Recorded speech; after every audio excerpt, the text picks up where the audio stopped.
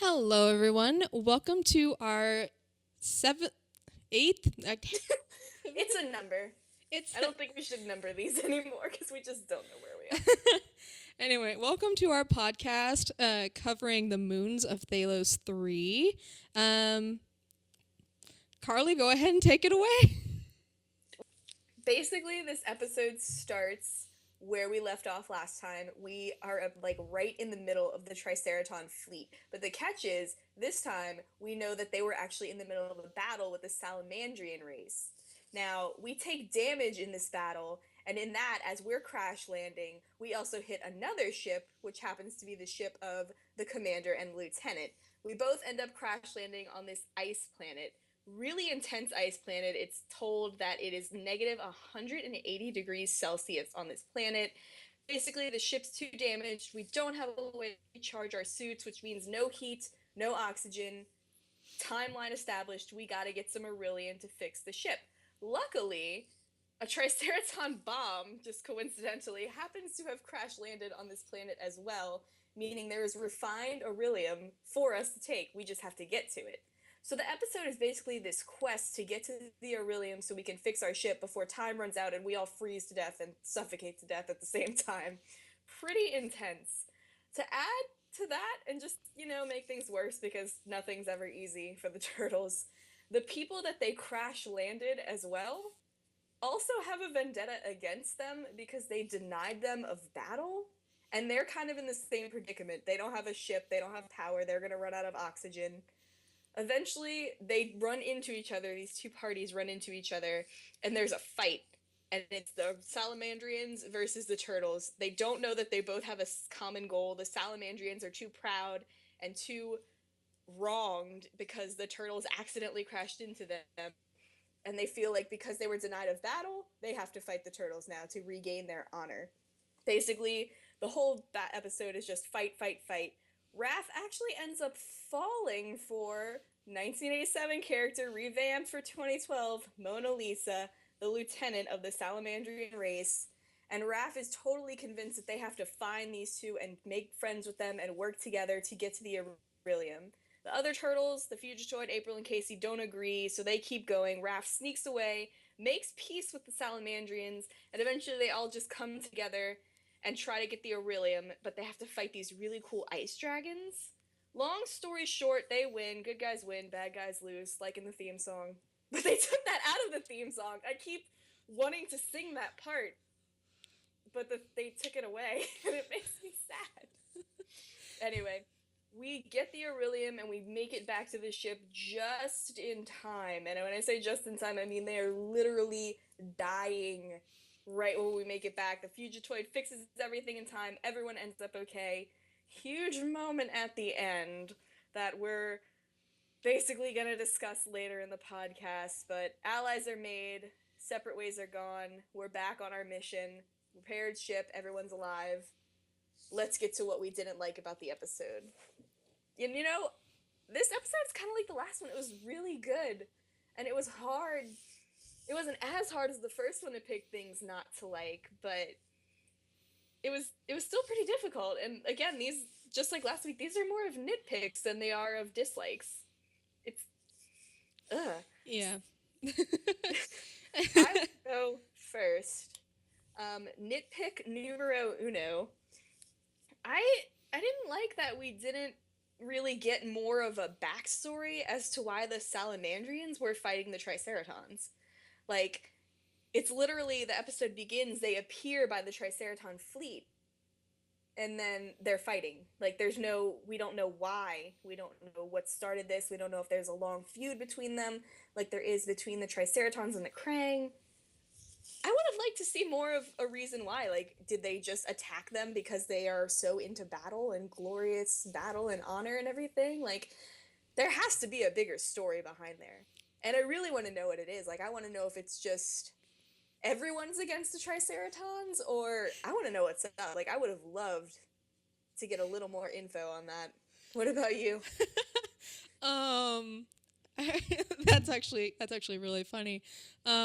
Just imagining everyone being all anti-Triceraton, like the Triceratons are the big bad bullies of the space, and they're like, Yeah, we don't like the Triceratons. They're mean. Let's attack. I don't.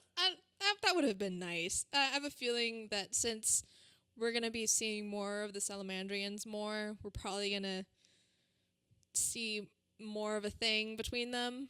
I personally think maybe it was, the Triceratons might have like cut them off in traffic or something. I don't know. Bro, I used my turn signal. No, you didn't. It was like you moved right, you swerved right, you what is a funny one? You yes, you materialized right in front of me. Don't you know that is against galactic code? Attack! I don't know. I think that would be something like really funny, and that was just what I was imagining was the story, especially when they were like, they crashed into us, we must attack them. You know. Exactly. Like both of these races, like the Triceratons and the Salamandrians, are like super destructive in nature and like super set on fighting and winning. So it's kind of like, what happened to set these two off against each other? Like, there's got to be either a really funny story or a really intense story, or maybe like a combination of both. Like, I would love to know what it is, but we just don't know yet. I hope we get to know it later. Maybe it's a competition type thing. Maybe it's like, they get together once a month and they're like, okay, guys, they have us beat 50 to 49. We must win. The space basketball tournament. Every month they get together in the two teams. Okay. Moving on. Anyway, so this is my nitpick number one. The Triceratons are still swapping between English and their native alien language. I knew you were gonna do that. I don't know. I know it's for our benefit, for us not having to deal with subtitles, but I was just like, why? Why is he speaking English to his little pilot in there, and the pilot speaking alien back to him? Or why is that a thing? Are they referencing Star Wars? I mean, I don't know. I'd like to know. 2012, please tell me. But anyway, that's a nitpick because I mentioned it in the season 2 finale. So not season 2, season 3 finale. I don't know numbers. I think you meant languages. Same thing. Oh, languages. Oh, okay. No, I don't know numbers, or I don't. We can't word good today. We don't know how to English today, apparently. But yeah, so that was my nitpick number 1. Yeah, I knew you were gonna pick that one out. The second I saw that, I was kind of just like, oh, she's gonna be all over that. Like peanut butter on jelly. Oh man. My nitpick number 2 was when Raph proposes the idea, let's go find those people and work together, which is a very logical, good idea. And Leo's like, that's the most terrible idea you've ever had, and that's saying something. I sat there and I was like, that's actually, like, brilliant. Like, you both have a common purpose. Both of those two are very powerful. It would make sense to try to get them on your side more so than have them against you. Why is that a horrible idea? But I guess that's just the writers giving Raph an excuse to run off. But at the same time, I'm kind of just like, really? Like, why? Like, Leo could have said, like, that's too risky. We don't have enough time. We don't know where they are. There were so many better excuses they could have given other than that's the worst idea you've ever had. Like, give Raph some credit. That was good. That would have been a good thing to do. I agree. I thought Raph was being really smart. Personally, I thought Leo was being really whiny because he was remembering all the times that Raph was telling him that it was a bad idea to recruit Karai as an ally and everything. So I was like, he's trying to get back at him, I bet. So Yeah, but when you look at the situation, it's like this one's so much more intense. Like we're on a time limit. We're gonna die if we don't go get that medal. And those two are just it was just a bad Leo moment. I mean, like that was horrible. Like, come on. Yeah, but I I was. love that leader in blue, but dude, chill. I was like, he's being snobby, but he definitely eased up by the end. So, Yeah. um, nitpick number 2 for me was Mikey's quote, "What's more important, bruh? Breathing or my art?" And I was like, this is terrible advice, children. Do not ever debate this. Always pick the breathing, and I don't know, Mikey being like, right after they were emphasizing how important it was that they were on a time limit and how they had limited oxygen, and Donnie was like, uh you're using up your oxygen way too fast, and and then Mikey came back with that, and I was like, oh my gosh, really, Mikey? And then when Mikey was one of the first to collapse at the end, I was like, I bet you want that oxygen you used up earlier now, don't you? And I don't know. I was just whenever I saw everybody just stare at him with like, you're gonna regret this later, dude.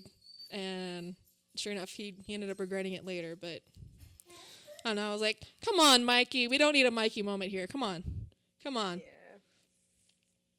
That was You're better than this, man. You're better than this. yeah, that was kind of I don't really want to say that I didn't expect that because I've just come to know Mikey as the scatterbrained one because that's what he is. And I mean, Mm-hmm. he's funny and he's great and I love him and I do wish that he'd get a little more respect from the writers. But that moment is just such a typical moment for me that like I can't even nitpick it anymore because it's just so expected at this point. But it is at the same time like it is kind of not really a new level or a lower level, but like really like pizza is one thing, but not breathing. But again, like I can't really nitpick that because, like I said, I've just it happens all the time, so it's kind of a common thing. Nitpick numero trace. Let's talk about how fast that relationship progressed. Kudos to Raph for being the first successful turtle to venture into the world of love. Because it was totally requited this time, which is something we really haven't seen happen so quickly. But I mean, it's kind of just like, to me, it was kind of like, we all knew that Raph was going to fall for Mona Lisa. Like, it wasn't a shock. It was the same thing in the 1987 series. But like in this one, he's so avidly against her.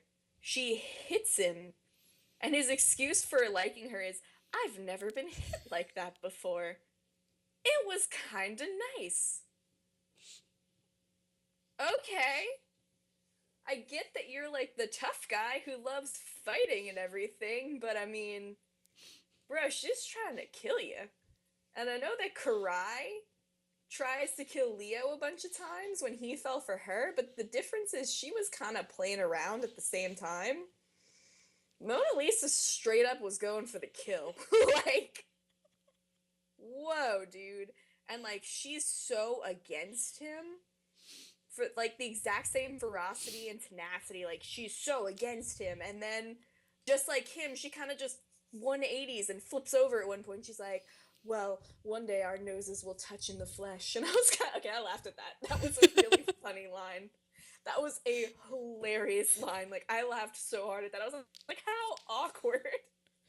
But I mean, like, I feel like it progressed really fast. And from the way this episode ended, it's very obvious that we're gonna see Mona Lisa again. They're gonna bring her back.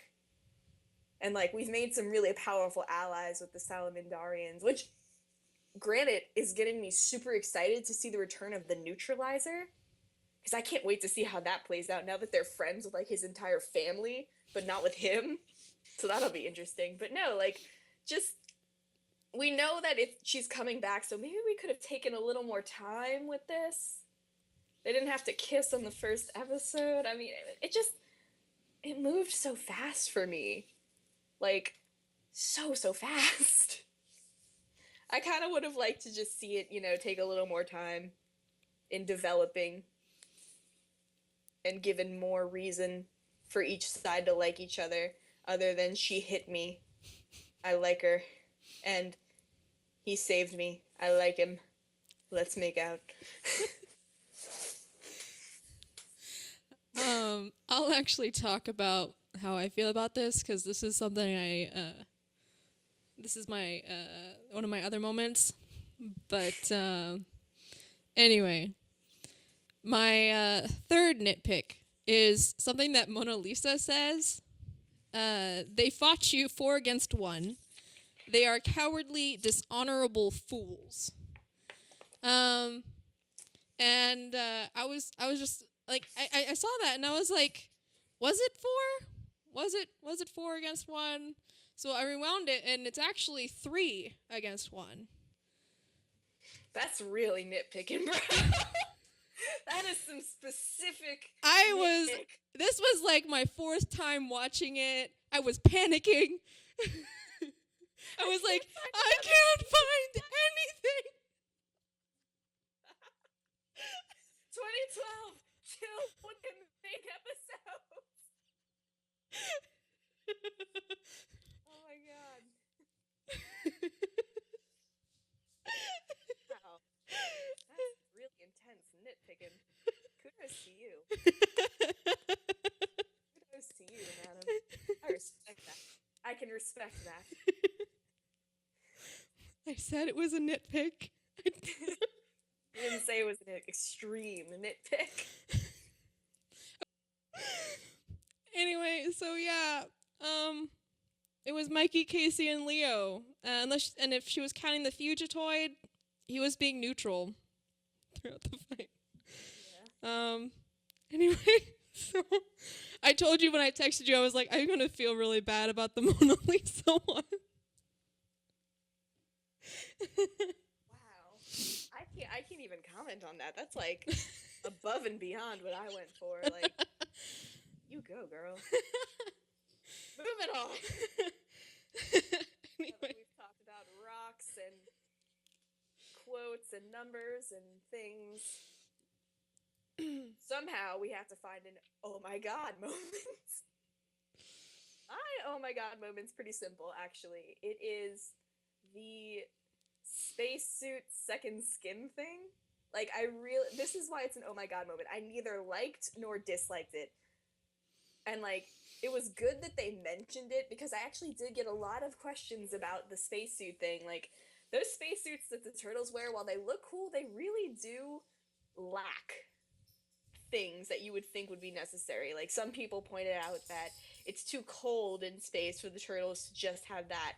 And here we are, we crash land on an ice planet that's on negative 180 degrees.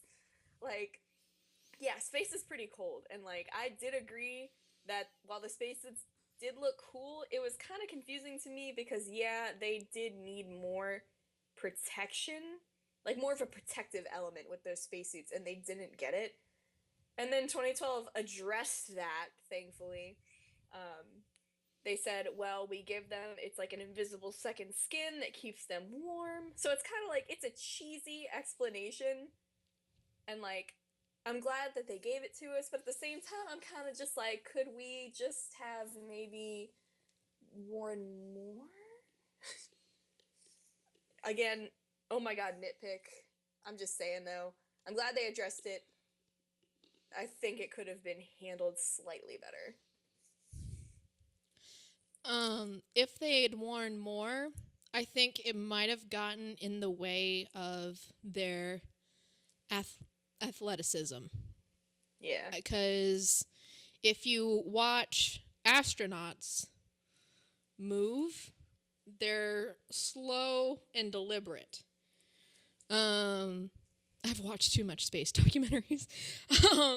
Thanks to me, you started watching Yellowstone documentaries. So I don't think they would have been able to do all their ninjutsu skills, use all their ninjutsu skills and all their flippy flips and all that. I don't think they would have been able to do all that if they had like the typical thick protective stuff that they had. And I know you're going to mention April and Casey. So they. Dang it. And I wanted it to be a surprise. um, and and that I think is more of a they did that more. April's was done to as a reference to the 87 and to fit the futuristic element that that the Fugitoid is from. You know what all the sci-fi movies they're always in like jumpsuit type things. And Casey's is a little bit bulkier than April's is. It's older. That's established in the first episode. It's like an older Yeah. helmet suit.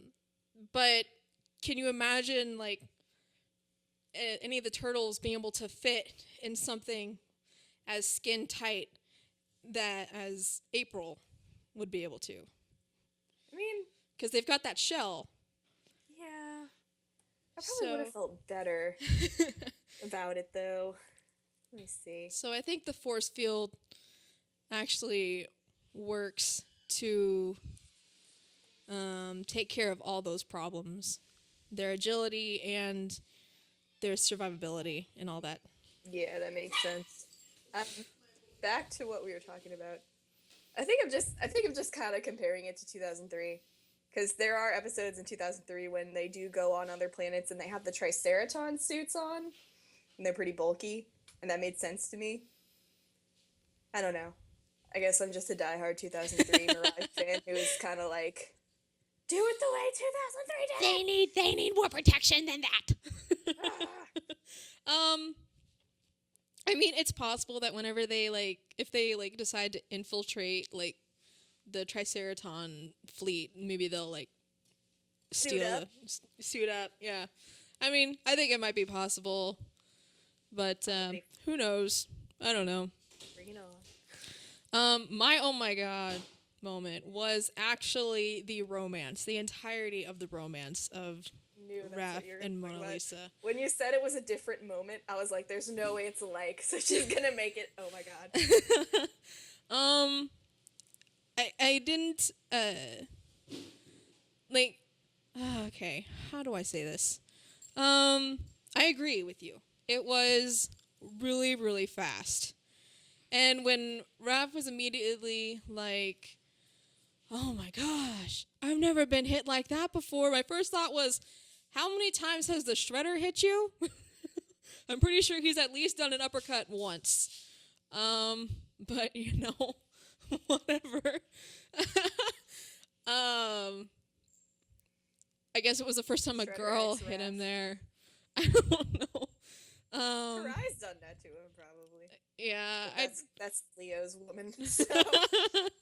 I don't even know, but so I was just like, I'm pretty sure you've gotten an uppercut before, so whatever. But anyway, and then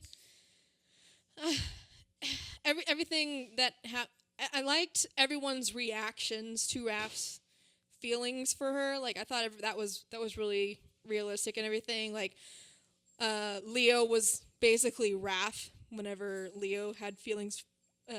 Leo was talking about his feelings for Karai way back in season 1, and I was like, nice, and and then Mikey was all like, go for it, man, and I was like, very nice. And then Casey was teasing him and making fun of him. I was like, yeah, that's very good. Classic. And so there were elements of it that I liked, but there were elements of it that I didn't like. I thought it was just really odd how fast it was paced. But good going, Raph. You got the woman to like you back right away. It's kind of like a Romeo and Juliet thing. Something tells me something's not going to go well in the future for one of them. Face breakup. But Anyway, good for Yeah. them. This is definitely not my least favorite ship for the reason that, they work together. But we'll get to that later because that's our question for the day, I think. So, now that we've discussed the nitpicks and the OMG, let's talk about the stuff that we liked because that wasn't hard enough to do in this episode either. For me, the first thing that I really liked, those ice dragons are awesome. And I expected this. I was waiting for this. I have been saying since they told us that we were going to space, we are going to see amazing things, amazing places, amazing enemies, amazing fights, amazing ball stuff. Like everything's going to be awesome. And this episode just delivers on that. Like those ice dragons are so amazing. Like the fact that they like fit on that planet, like they're the only species that can inhabit that planet, like that was brilliant to actually have a creature like that. Their fire that freezes you to death, which I'm pretty sure Donatello should have died from that, but I mean we've already almost killed off Donatello once, thanks IDW. I guess we don't want to revisit that again. But yeah, like it just, and like the fact that the turtles are already fighting to keep themselves from freezing to death, like it just makes it that much more important that we defeat. And like again, like last episode we saw the turtles get pretty violent, like stabbing those things that may or may not have been robots. In this episode they're like decapitating those dragons, they're breaking them up into pieces. Like this is just a sign that the turtles and Nick is getting more lenient and letting them do stuff. They're getting more violent, and it gives me hope that we will see the Mirage ending of Shredder, because originally when Zero told them how it's supposed to end, which I won't say because I don't want to spoil it for most of you who don't know what I'm talking about. If you've seen 2003 or read the Mirage comics, you know what I'm saying. But when they told Nickelodeon the original way they wanted this to end, Nickelodeon said, "No, you can't do that. It's too much. Chill." But now that we're seeing like all this violence and it's getting more and more intense, like come on, give me that ending that I want. And it's just awesome. Like I love those ice dragons. Great enemy. Cool design. Seriously awesome intensity. Kudos to you. 2012. Yes. I agree. I really liked the ice dragons, and Ice dragons. I will say more about them later. Oh, okay. Just stepping all over your moments. The one of the things I liked was that the Triceratons were familiar with the Fugitoid. That uh,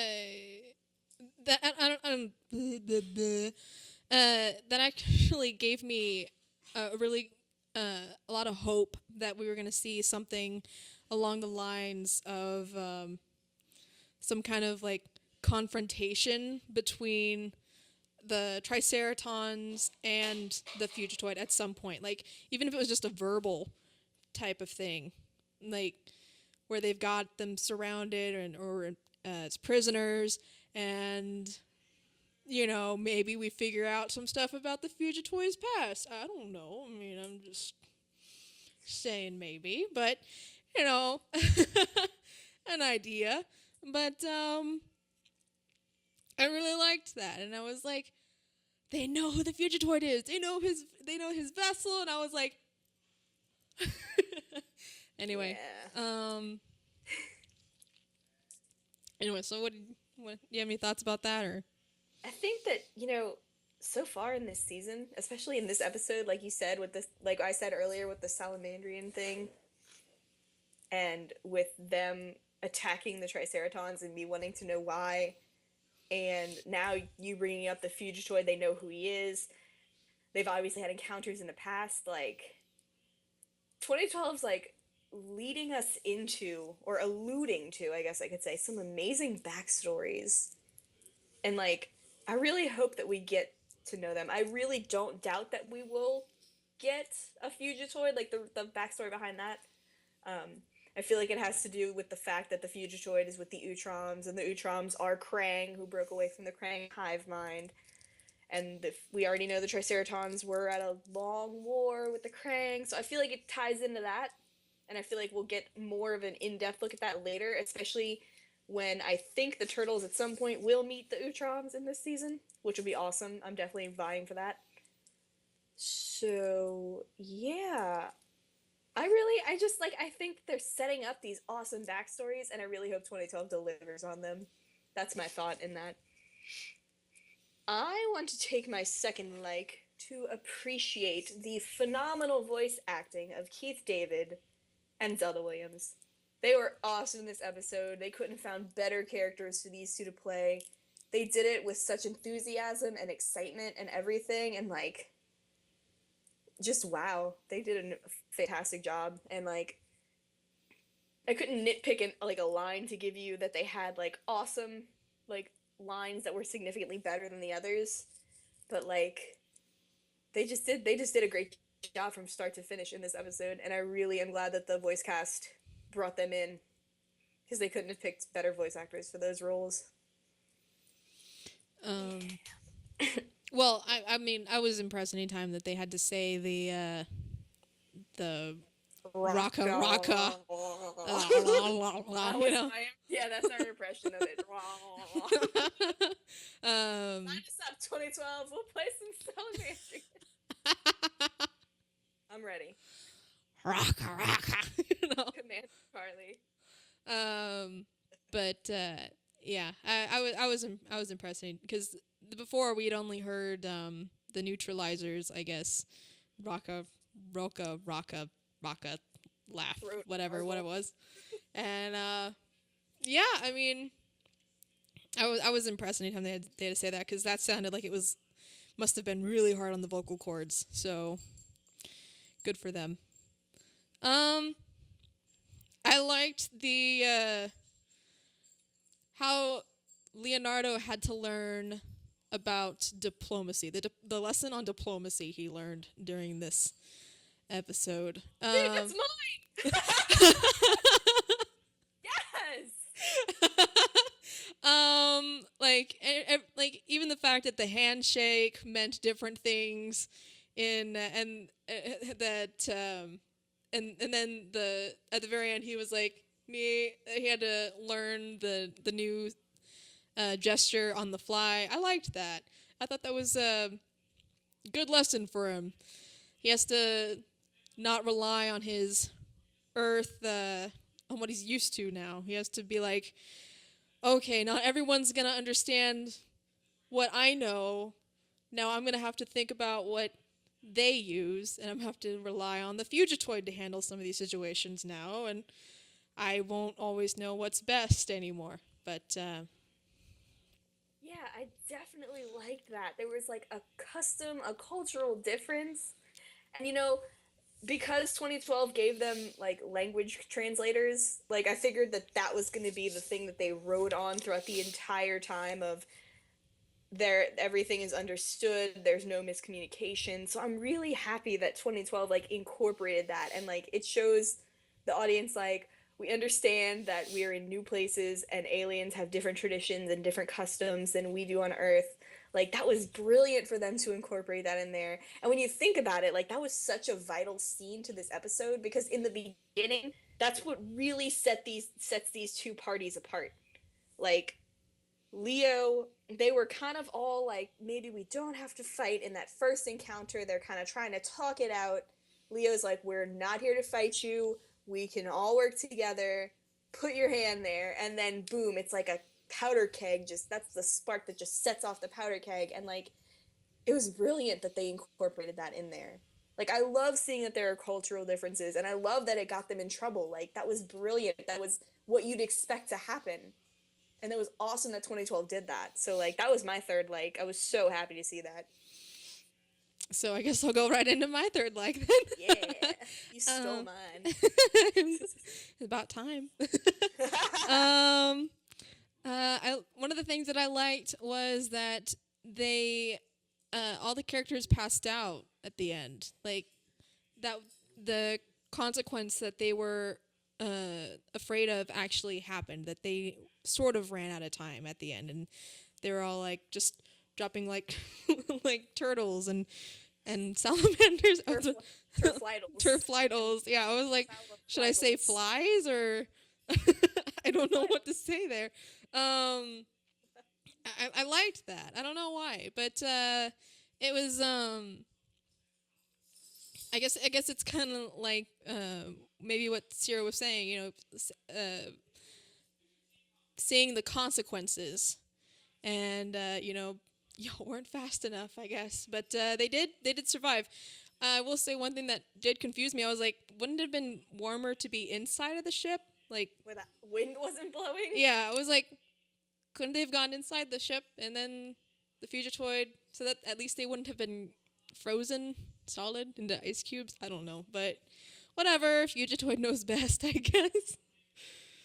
I was at first when that happened, I was kind of like, how did the Fugitoid get them all back inside?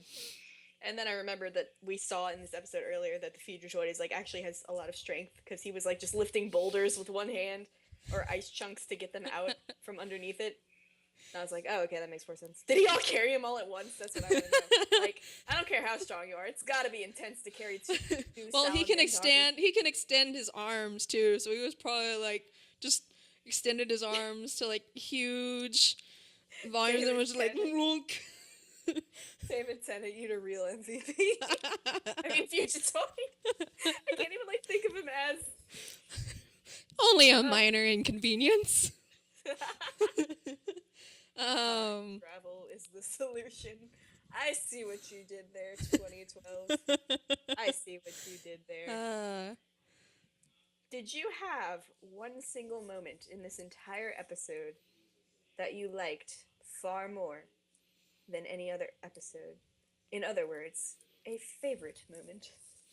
I had a favorite thing. The ice dragons were my favorite thing. It's for the same reasons that you did. They just were. They looked really cool, and their ice breath was literally chilling to the bone. Like, Puns. they.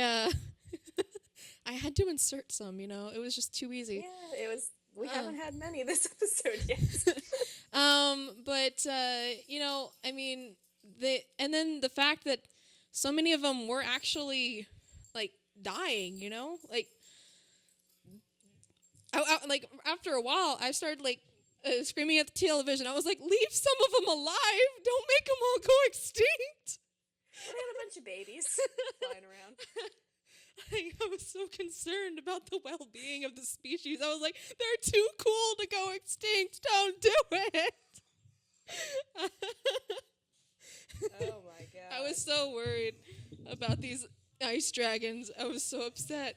But I'm hoping they survived Donnie using Casey's pucks as like landmines, because they all just kind of slid backwards into like the pit, and I was like, oh, I hope they didn't. I'm sure they can just freeze new bodies or something. But yeah, the ice dragons. I love their design. I thought the action was pretty cool. It was really really interesting to watch, mainly because of the fact that they weren't holding back, I guess. Ugh. That was my favorite moment, was the entire ice dragon fight. Just like I said earlier, the intensity, the threat that it added to their already really threatening situation, the struggle that they had against them, the fact that they got super aggressive against them. Like, those ice dragons were probably one of the coolest enemies that we've seen on the show so far, and it just gets me so much more pumped to see, like, this is the second episode of the season, and like we have seen 2 amazing episodes, so it's kind of like, whoa, like, where are we going next? Ring on Sunday, like, I'm ready, let's go. I loved it. I just loved that entire fight. It was super intense. And like it wasn't just like a generic enemy, it was something that added on to the problem that we already had. Like, we're already freezing to death slowly, now we have to watch out for these ice dragons that can freeze us instantly, which I still think that Donnie probably should have suffered a little bit more since he literally got frozen, but I mean, when your throat and all your body's made out of ice on a ice planet, I don't know, screw it. Whatever. Cool fight, cool dragons, loved it. We have a question to answer. This question comes from Abby from YouTube. What up, Abby from YouTube? How you doing, girl? And she asks us, do you guys ship Raph and Mona Lisa? And Carly, you can go ahead and take this one first. Dang it. To answer you, Abby, by the way, thank you for your question, and the 16 other people in my inbox who asked me the exact same question. I want to, but I just, like, guys, it just goes back to it for me. I really just don't the show. Like, I'm not watching this show for relationships. I feel like their relationship was far too rushed. And like the reason I want to is because this one to me makes more sense than the other ones. Like, they're both aggressive. They both have like that same personality. Like, they seem like they would work well together. And like, I want to ship it, but at the same time, like, they just came together so fast. And like, it was just such like a 180 on both of their parts for me. And like, the entire episode just like rushes them into this like relationship. It just moved too quickly for me to like really like it. And like I said, I don't watch this show for relationships. And I feel like it's kind of unfair for me to ship Raph and Mona when I don't ship anyone else. But I mean, there's a lot of nitpicky reasons, like too fast, a lizard and a turtle. How's it gonna work? Is she gonna like beam in for Christmas and he beams up there for Thanksgiving? Like, they're like galaxies apart. Long distance isn't easy. There's a lot of things going against this relationship, as well as there are things that are going for it. Plus, we're at a point where we can't focus on relationships. Like, we have to save the Earth. We have to stop the Triceratons. Like, I feel like this could potentially be a distraction and a reason for filler episodes, which I don't really particularly like too much. I'm gonna go with no. I know I'm gonna get murdered for that, but I'm gonna go with no. Sorry, people. Go for it. Okay. So do I ship Raph and Mona? I would. Okay. Whenever the episode finished, one of the first things I thought was, that is how you progress that is how you develop a relationship.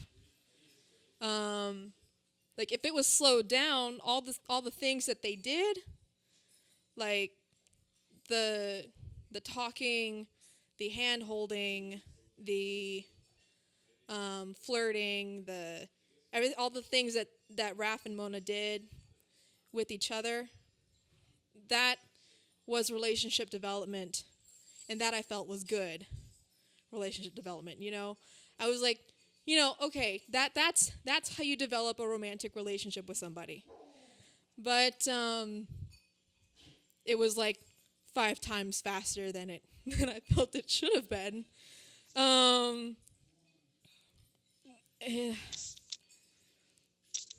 So I personally do not ship them. I would love to ship them. We are the same person. We can just do this podcast individually. As long as this development is not forgotten in the next episode, like a certain other relationship, I will continue being happy for for them, you know. And all the people who do ship them, all the more power to you, because this is the first relationship that's actually mutual. So, Abratellos, don't argue that Abratello is mutual, because it's literally back and forth with Cable. Shipping gives me a headache. So, No more. it's like the first one that's canonically mutual. So it's like, What happens if the Fugitoid gets a love interest? oh my gosh. I'll die! I'll freeze to death!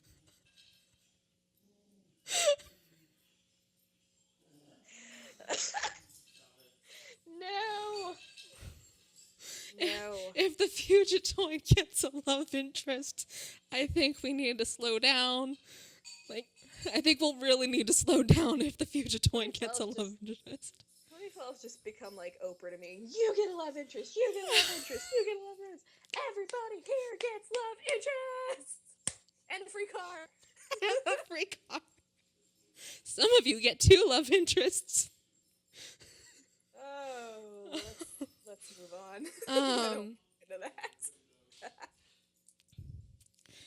Anyway, so now that we've caused enough shipping wars to last a lifetime, let's move on. Dear Inbox, I am formally apologizing to you right now. Dear future self, I am very formally apologizing to you. In all seriousness, guys, let's not attack everyone for having different ships. All ships are perfectly valid, okay? Ship what you want to ship, and everyone is allowed to ship. Everyone's allowed to ship what they want. You don't have to agree with the ship. If you don't agree with it, leave it alone. Leave the people who ship it, leave them alone. A lot of the hate in this fandom generally comes from disagreements on the shipping wars. Don't do that. I can't handle it. We are all a part of the exact same franchise in the exact same fandom. We're all a family. Some of us have different interests. Leave it at that. Be respectful to each other. After that PSA, good episode. Really good episode. Loved the setting. Loved the time limit. Loved the mission. Loved everything. Wish we could have seen some slower development on that relationship. I'm looking forward to seeing those 2 characters again. Looking forward to learning more about their race.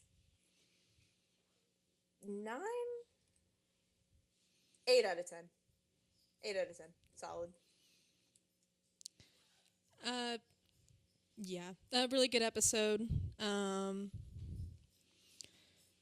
For me, I probably not as good as the one before it, so yeah, 8 out of 10.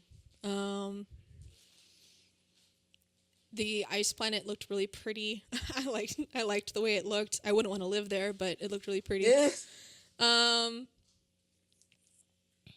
In summer, it only gets to -170. Oh my gosh, That's a whole sweltering. 10 degrees. Whoa.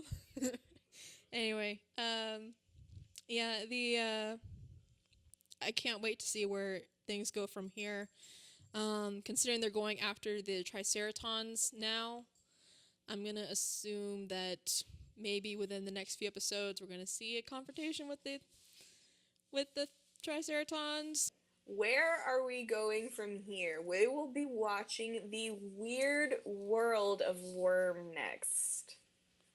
Oh boy. That's the name of the episode, or just your description of the name of the episode, the Weird World of Worm. Try to say that 8 times with fast. the Weird World of Worm.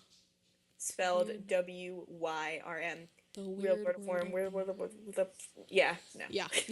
Basically, get ready for a crazy episode, guys. Worm is one of the 3, as was revealed at Comic-Con, so if you don't want the spoilers. Worm was one of the 3 reality-bending genies of chaos.